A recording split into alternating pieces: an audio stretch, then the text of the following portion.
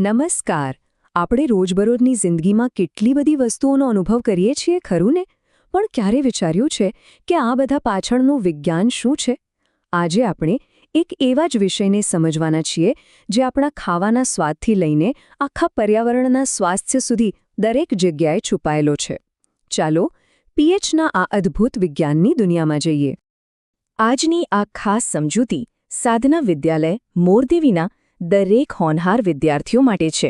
અને હા, આ બધું શક્ય બન્યું છે તમારા પ્રેરણાદાયક વિજ્ઞાન શિક્ષક શ્રી વિશાલ એ ચાવડાના સૌજન્યથી.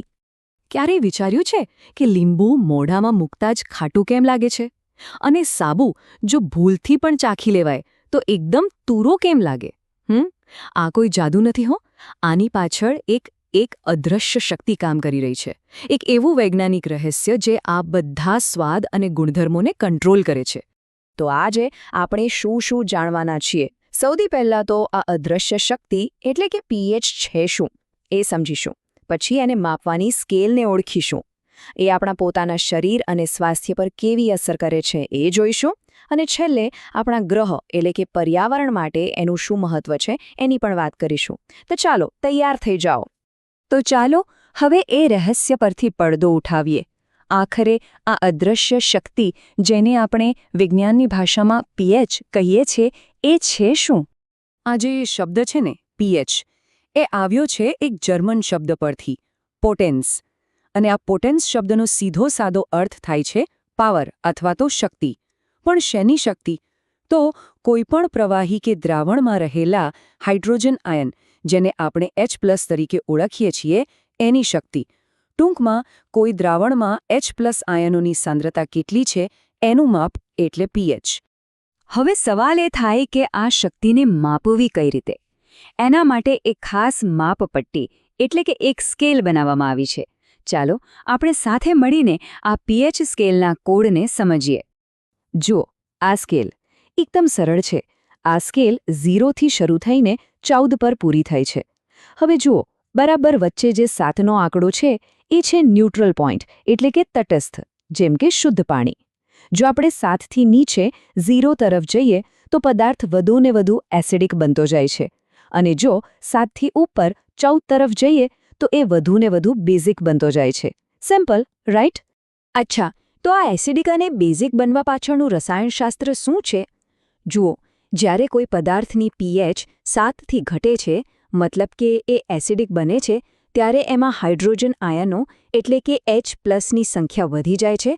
અને જ્યારે પીએચ 7થી વધે છે એટલે કે એ બેઝિક બને છે, ત્યારે એમાં હાઇડ્રોક્સાઇડ આયનો એટલે કે OH- ની સંખ્યા વધે છે. બધો જ ખેલ આ H+ અને OH- બેલેન્સનો છે. પણ આ બધી વાતો શું ખાલી કેમિસ્ટ્રી લેબ પૂરતી જ છે? જરાય નહીં. આ પીએચ સ્કેલ તો આપણા પોતાના શરીરની અંદર 24 કલાક કામ કરી રહી છે. ચાલો જોઈએ, આપણા શરીરમાં એ ક્યાં અને કેવી રીતે જાદુ કરે છે.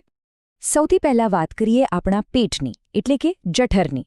તમને ખબર છે, આપણું જઠર ખોરાકને પચાવવા માટે એક ખૂબ જ શક્તિશાળી એસિડ બનાવે છે, જેનું નામ છે હાઇડ્રોક્લોરિક એસિડ. અને એની પીએચ કેટલી હોય છે? લગભગ 1.2. વિચાર તો કરો, કેટલું બધું એસિડિક!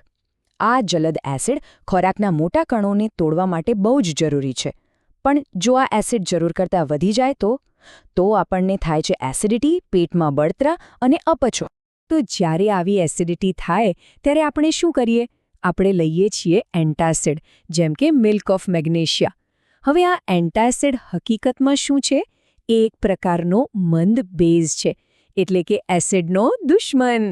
જેવો એ પેટમાં જાય એ તરત જ વધારાના એસિડને શોધીને એની અસરને ખતમ કરી નાખે છે. વિજ્ઞાનની ભાષામાં કહીએ તો એસિડ અને બેઝ ભેગા મળીને તટસ્થ થઈ જાય છે અને આપણને તરત જ રાહત મળે છે. છે ને કમાલની કેમિસ્ટ્રી? પેટની વાત તો થઈ ગઈ. હવે વાત કરીએ આપણા મોઢાની અને ખાસ કરીને આપણા અમૂલ્ય દાંતની. આ એક નંબર ખાસ યાદ રાખજો, 5.5. આપણા દાંતના સ્વાસ્થ્ય માટે આ એક લાલ લાઈન જેવો છે. જો આપણા મોઢાની પીએચ આનાથી નીચે ગઈ તો સમજી લો કે દાંત માટે ખતરાની ઘંટી વાગી ગઈ. તો દાંતનો સડો થાય છે કેવી રીતે? ચલો આખી પ્રક્રિયા સમજીએ. જ્યારે આપણે કંઈક ગળ્યું ખાઈએ ત્યારે મોઢામાં રહેલા બેક્ટેરિયાને તો પાટી થઈ જાય છે. એ આ ખાંડને તોડીને એમાંથી એસિડ બનાવે છે. આ એસિડ ધીમે ધીમે મોઢાની પીએચ ઘટાડે છે અને જેવી પીએચ 5.5થી નીચે જાય એ એસિડ આપણા દાંતના સૌથી મજબૂત રક્ષણાત્મક કવચ, જેને ઇનેમેલ કહેવાય છે, એને ઓગાળવાનું શરૂ કરી દે છે. આ જ છે દાંતનો સડો. તો પછી ટૂથપેસ્ટ શું કામ કરે છે? હા, તમે બરાબર સમજ્યા. ટૂથપેસ્ટ બેઝિક ગુણધર્મ ધરાવે છે અને એ આ વધારાના એસિડને ન્યુટ્રલ કરીને આપણા દાંતને સડવાથી બચાવે છે. આપણા શરીરની અંદરની વાત તો કરી, પણ આ પીએચનું મહત્વ શું ફક્ત આપણા શરીર પૂરતું જ સીમિત છે? ના, આપણી આખી પૃથ્વીનું સ્વાસ્થ્ય પણ આ પીએચના સંતુલન પર ટકેલું છે. ચાલો પર્યાવરણમાં એનું મહત્વ સમજીએ. એસિડ રેઇન એટલે કે એસિડ વર્ષા. આ શબ્દ તો તમે સાંભળ્યો જ હશે, પણ એ છે શું?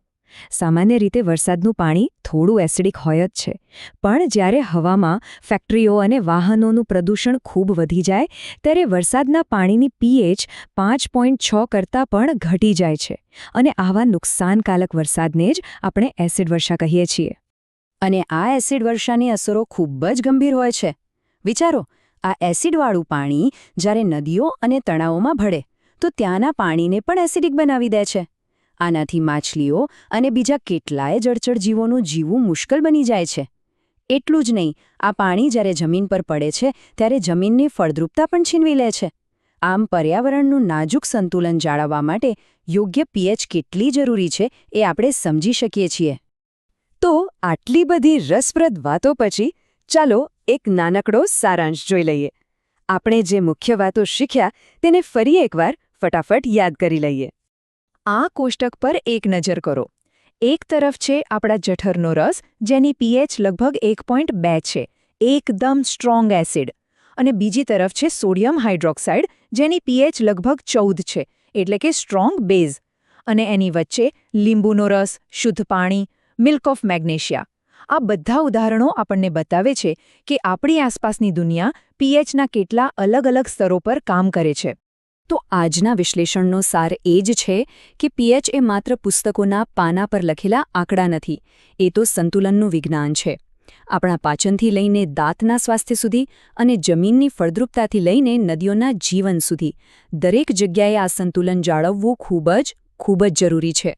તો હવે પછી જ્યારે પણ કોઈ ખાટી વસ્તુ ખાઓ કે સાબુથી હાથ ધુઓ કે પછી ખેતરમાં છોડને જુઓ, ત્યારે 1 સેકન્ડ માટે ચોક્કસ વિચારજો, તમારી આસપાસની કઈ કઈ વસ્તુઓમાં હવેથી તમે આ પીએચના વિજ્ઞાન વિશે વિચારશો. તો જો તમને આ વિડિયો ગમ્યો હોય અને પીએચનું આ અદ્ભુત વિજ્ઞાન સમજવામાં મજા આવી હોય તો અમારી આ ચેનલને લાઇક, શેર અને સબસ્ક્રાઇબ કરવાનું ભૂલતા નહીં. આભાર.